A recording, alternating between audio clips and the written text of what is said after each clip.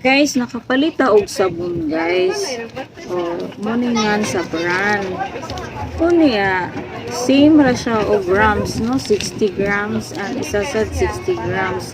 Unsay kalainan sa legit o dili legit o sa original o sa di original. So beware po ta sa mga fake na mga product, no? Naggama-gama lang. Okay, kini siya mo ni siya original, guys, no? Dark ang iyahang color sa iyahang sulanan. Unya, ang nakalagay sa ubos is Philippine Germ Protection Soap na adere sa ubos.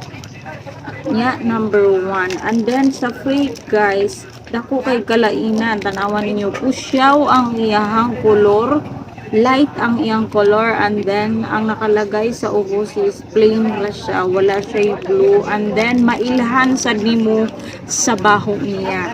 Ang iyahang pahumuton lahi yun, lain yun siya baho, guys, compare sa urig kay humot jud kaayo.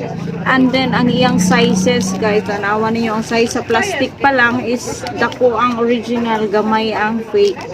And then dako ang sulod sa 60 grams, gamay kaya may pagka orange niya sa original, guys, sa inyong makita. Orange ang fake, guys, and then light ang may pagka light pink ang kuan original.